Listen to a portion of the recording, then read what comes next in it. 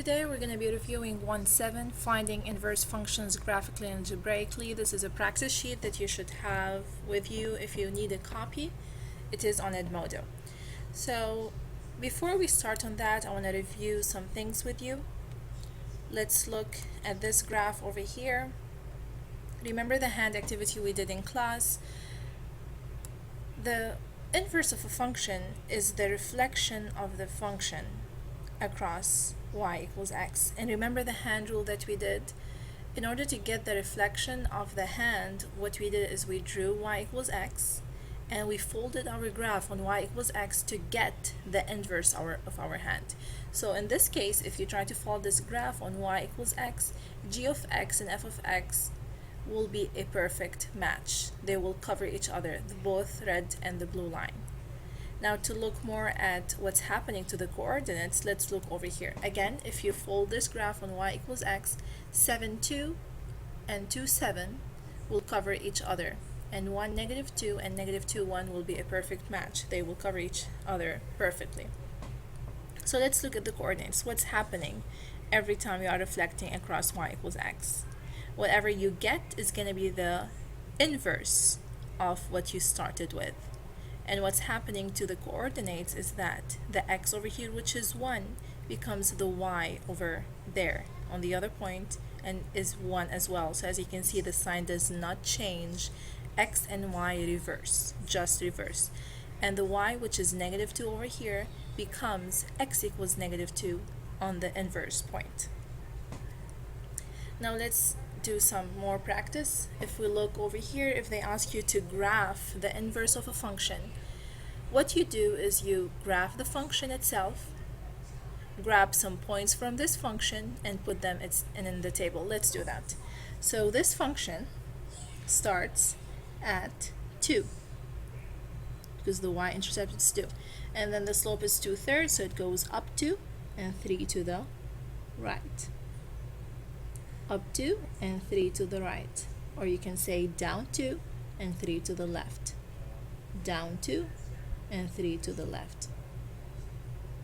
And that would be your line, the function that you started with. They also want you to draw the linear parent function, and the linear parent function is the line of reflection, which is y equals x. As you can see, it's the most basic. So this one is going to be 0, 0, 1, 1, 2, 2, negative 1, negative 1, negative 2, negative 2, and so on. Again, if you have a ruler, your graph is going to be more precise than mine. So this is like y equals x. To graph the inverse, let's grab some points from our graph. So let's look over here. Let's use the red. This one is 0, 2, so let's put 0, 2.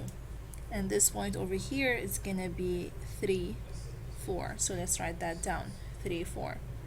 Now let's look, let's get a negative point with a negative x. So this point over here is going to be negative 3, 0. So let's write that down, negative 3, 0. Let's grab one more point. Let's take this point over here, which is negative 6, negative 2. So let's write that down, negative 6, negative 2. Now to get the inverse, what we did, again, since the reflection is across y equals x, so y becomes x and x becomes y. So let's use a different color. Let's use the blue. So x over here becomes y and y over here becomes x. So as you can see, you are reversing. You reverse x and y to get to the inverse. So this is going to be 4, 3, 0, negative 3, and negative 2, negative 6. Let's plot that. 2, 0 is going to be a point over here. 4, 3 is going to be the point over here.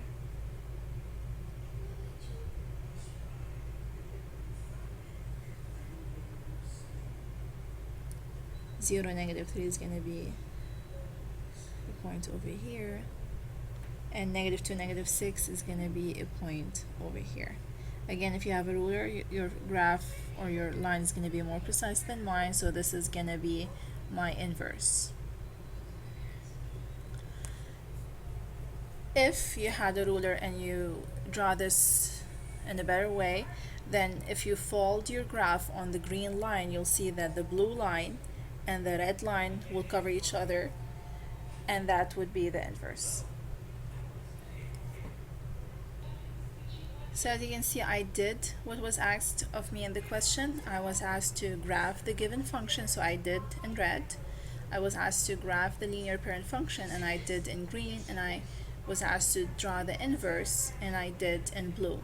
So again, let's review. To draw the inverse, you graph the function itself, grab a couple of points, then reverse the x and y to get your inverse, and then you just plot those points and connect them to get the graph of your inverse. This is how you'd find the inverse graphically.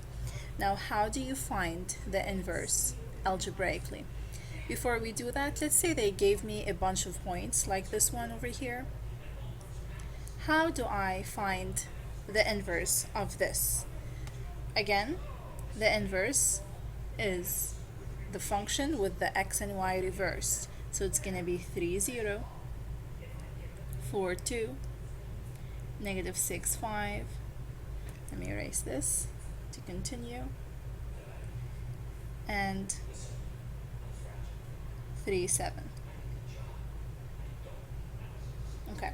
Now that is the inverse of this relation. Now let's look at the first question. Is the original relation a function? Again, to find whether a group of points or a relation is a function, you look at the x. So x is 0, 4, 5, and 7.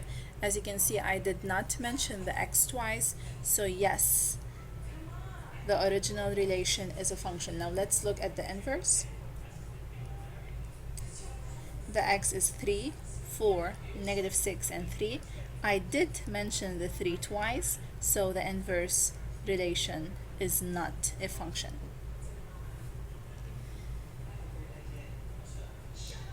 Now let's move on to what if they want me to find the inverse algebraically.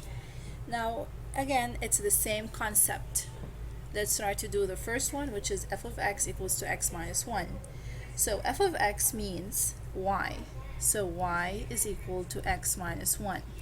As we did in the graph, what I did is I found a couple of points and then I reversed x and y. So to find the equation of the inverse, your first step is going to be to reverse x and y. So let's do that. Instead of y, I write x is equal, and instead of x, I write y. And as you can see, I did not change anything. I just did put, instead of y, I put x, and instead of x, I put y, and I copied the negative 1. I do not change the numbers, I do not change the signs, I just reverse x and y. Now that would be your equation of the inverse. But this is not something that we are familiar with. We are more familiar with an equation written in the slope-intercept form. So let's fix this and write it in the slope-intercept form. So basically now your second step is that to put it in the slope-intercept form. So basically you are solving for y, because the slope-intercept form is y equals to mx plus b. So let's do that. X equals to y minus 1, so you add 1 to both sides. So now it is x plus 1 is equal to y. That is your inverse function. Or you can write it y equals to x plus 1, it doesn't really matter. Now, as we talked in class, to differentiate between the function and its inverse, you write f minus 1 of x is equal to x plus 1, where the negative 1 means that this function is the inverse of this function. Okay? So please pause the video and try to do 10 on your own. Again, to find the inverse of this function, let's write y equals 6x minus 2. My first step is to switch x and y, because this is how I find the inverse. Basically, the inverse is the reflection of the function across y equals x. So I rewrite it, writing x instead of y and y instead of x. As you can see, 6 stays 6 and -2 stays -2. I do not change the numbers, I do not change the signs, only y becomes x and x becomes y. Again, you are done. That is the equation of the function, but again, it's not something that we're familiar with. We're more familiar with the slope-intercept form. So to make it look nicer, let's solve for y. So to do that, you add 2 to both sides, you get x plus 2 is equal to 6y, and then you divide by 6. So y is equal to x over 6 plus 2 over 6 is 1/3. That is a better looking inverse equation. Again, to differentiate between the function and its inverse, we write at h of -1 of x is equal to x over 6 plus 1/3. That is my inverse equation. Let's do more practice. I added this one, having a slope that is 2/3, which is a fraction. Again, let's find the inverse of this. Please pause the video and try to do it on your own. Now again, to find the inverse of this function, you just put x instead of y and y instead of x. Again, because the inverse is the reflection of the function across y equals x. So y becomes x and x becomes y. I did not change the numbers. 2/3 stays 2/3 and -1 stays -1. I just reverse x and y. Now again, this is the equation of the inverse, but we want to make it prettier. So let's solve for y. You add 1 to both sides, so x plus 1 is equal to 2/3 y. Now to get rid of the fraction 2/3, you divide by 2/3 or you multiply by the reciprocal, which is 3 over 2. So what you're gonna get is, so you multiply 3 over 2 by x and you get 3 over 2x, and then you multiply 3 over 2 by 1, so you get plus 3 over 2 is equal to y. So that is your inverse. I hope this helped. To get more practice, please go to Edmodo. There are more graphs over there, and there are more equations, and there's also the answer key. Study well and good luck on your quiz on Monday, September 16. Now let's check our equations to see if they make sense. To do that, you can use the calculator to see if your equation makes sense. So let's enter the equations we just found. On y equals, let's enter the equation 2/3, the one that we did at the end.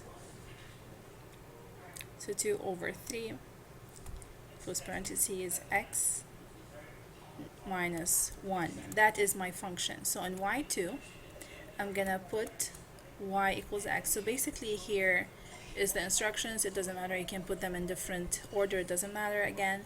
So y1 is my function. y2, I'm gonna make it solid, so I can see that this is y equals x. I'm gonna put y equals x. And the third one, so I can differentiate between them, I'm gonna go back over here and make this dashed. So you press enter until you get the dashed one. There you go, that's my dashed one. This is going to be my inverse, and I found my inverse to be 3 over 2 x plus 3 over 2.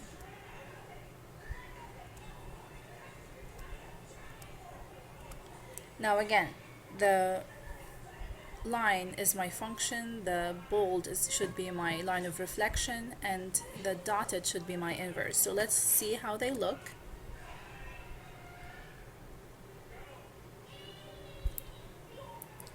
Now I can see, now this is the dotted inverse function and this is my function. Maybe it's not very clear. So you press zoom 5, so zoom 5, which is z square, to make it look better. Okay, so as you can see now, you can tell that this is the dotted line, and this is my function, and y equals x is my line of reflection. And yeah, it does make sense. If I try to fold it across the bold line, these two lines are gonna cover each other. So yeah, it looks right. This is how you can check your work using the calculator. So I hope this helped. And use the calculator to check your work to make sure